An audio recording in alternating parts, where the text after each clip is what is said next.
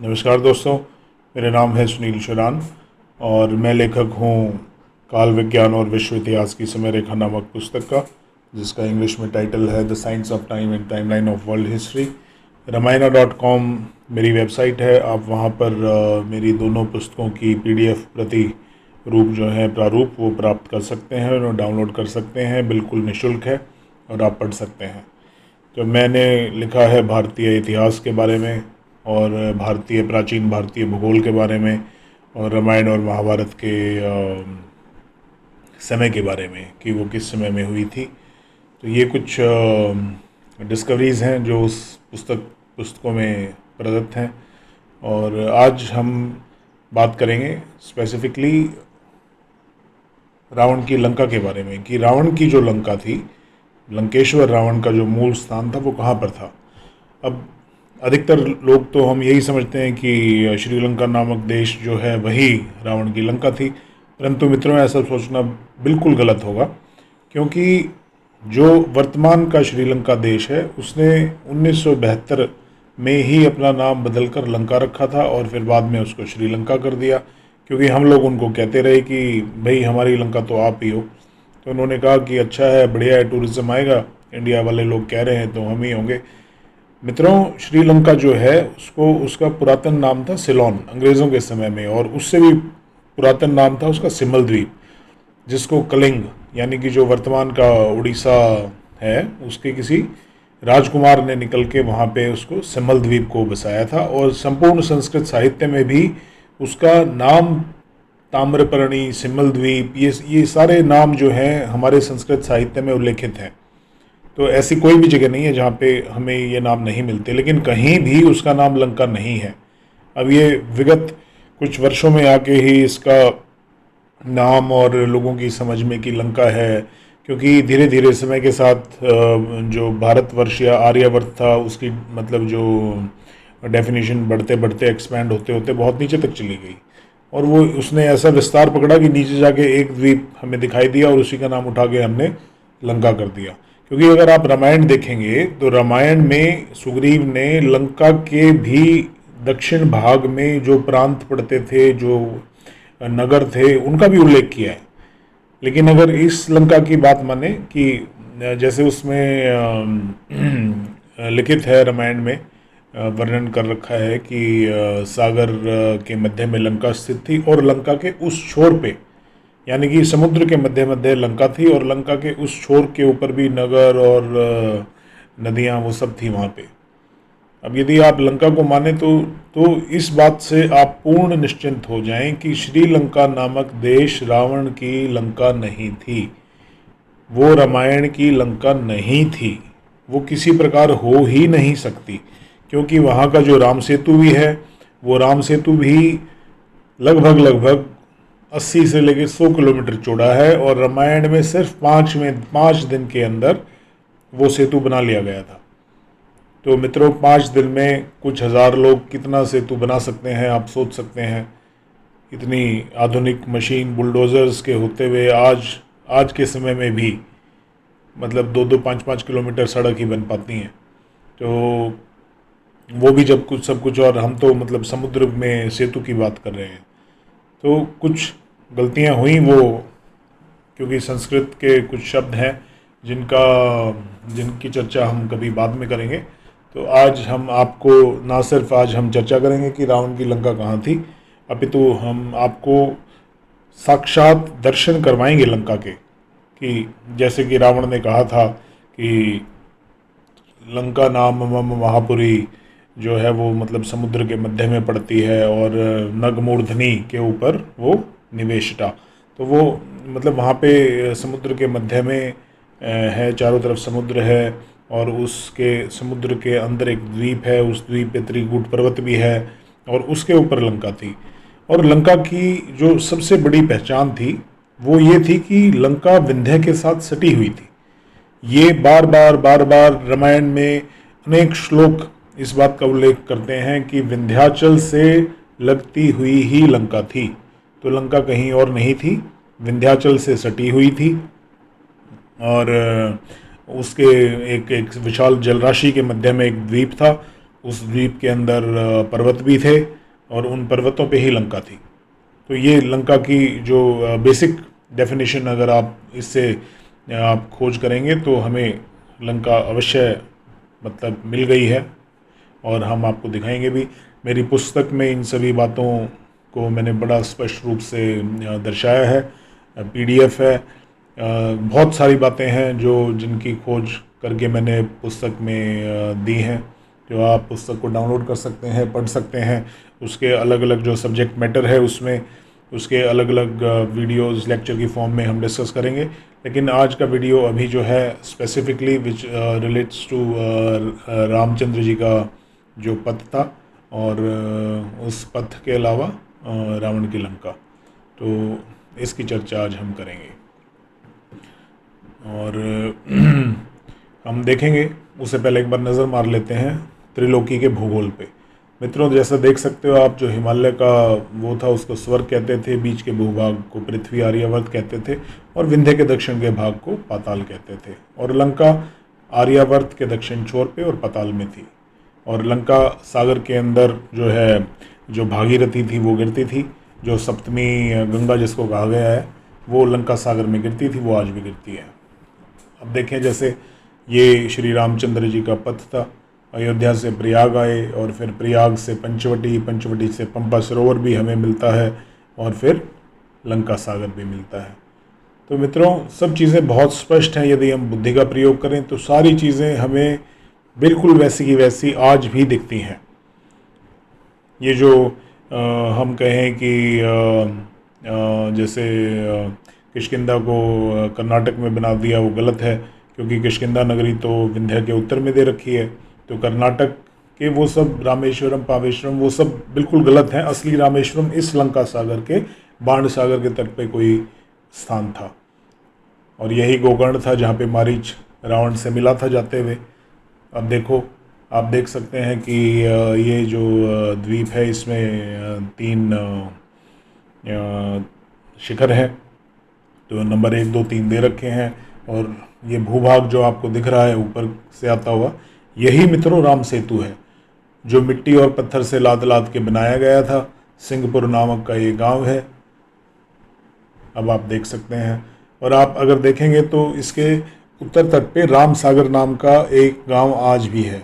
मित्रों, क्या कारण रहा होगा कि इसका नाम राम सागर है आज भी? अब देखो, अब आपको हम दर्शन कराते हैं।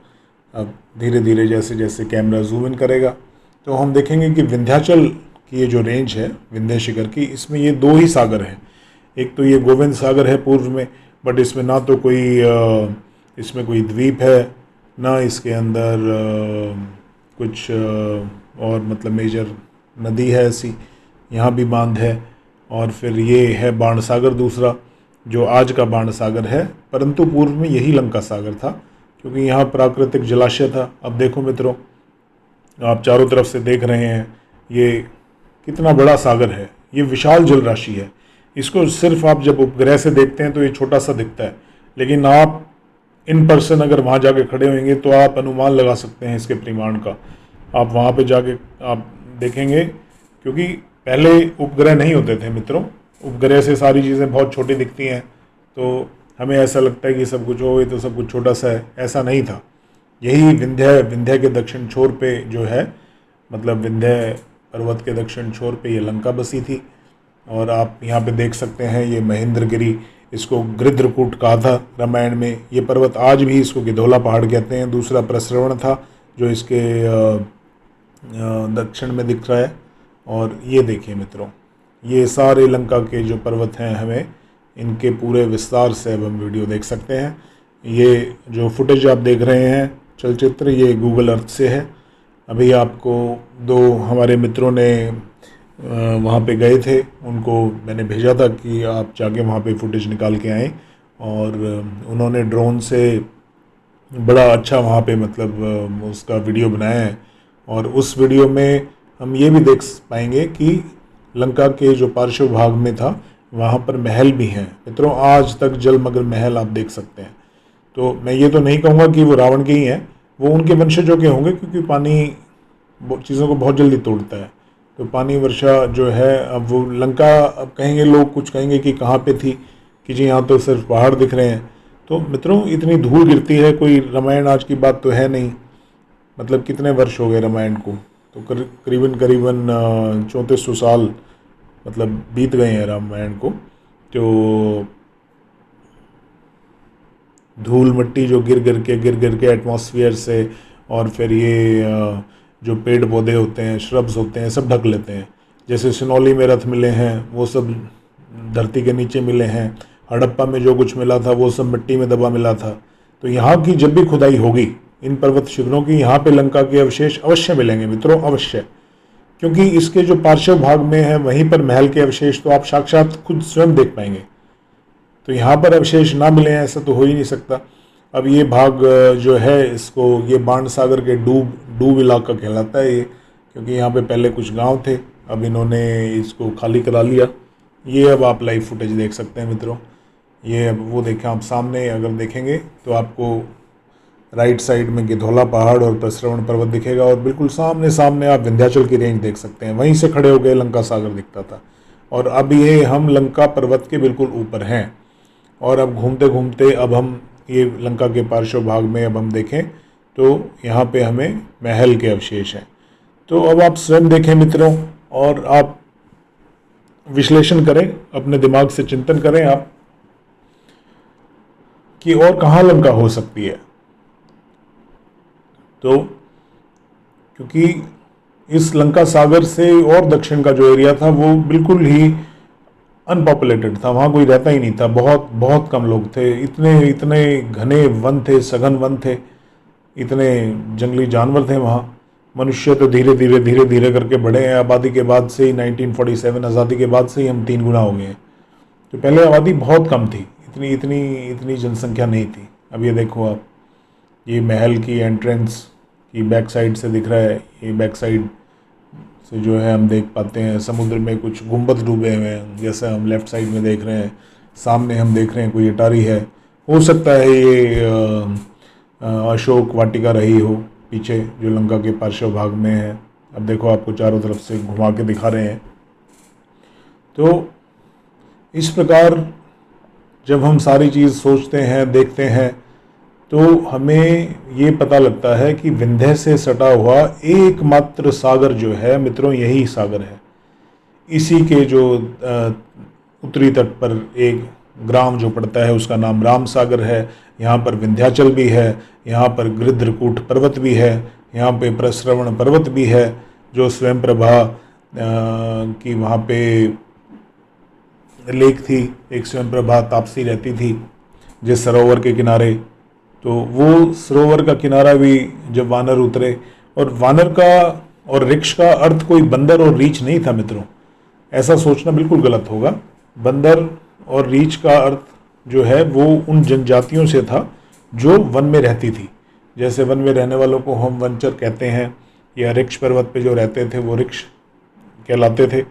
तो वो बंदर और भालू नहीं थे। ये सिर्फ आप टीवी सीरियल्स में दिखाया रामानंद सागर जी ने, तो उनकी भावना अच्छी थी, लेकिन जो चित्रण उन्होंने किया वो एक बिल्कुल अनसाइंटिफिक चित्रण था। हवा में उड़ते आदमी, बंदर की पूंछ, बंदर अपने आप पूंछ हिला रहे ऐसे हैं, हनुमान जी हवा में उड़ रहे हैं। आज तक क्या इस संपूर्ण पृथ्वी ग्रह पर एक मनुष्य हमें कोई उड़ता दिखा हो? तो ऐसा कैसे उड़ सकता है मनुष्य मित्रों? ऐसे नहीं उड़ा जा सकता। ये सिर्फ कल्पना और कथाओं की बातें हैं। जो रामायण मूलभूत रूप से तो हुई है, उसका अस्तित्व है। रावण भी था, रामचंद्र जी भी थे, लेकिन समय के साथ धीरे धीरे जैसे चीज़ पे धूल मिट्टी चढ़ जाती है, किंवदंतियाँ उसमें और जुड़ गई, थोड़ी और जुड़ गई, और उस छोटी सी कहानी का एक बिल्कुल एक हवा बना दिया गया।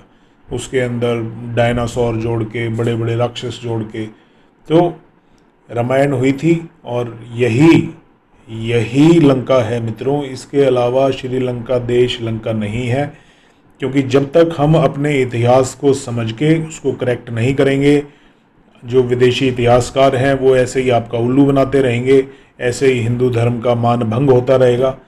क्योंकि इतिहास को इतिहास की तरह समझने की ज़रूरत है मित्रों, इतिहास को फैंटेसी की तरह समझने की ज़रूरत नहीं है।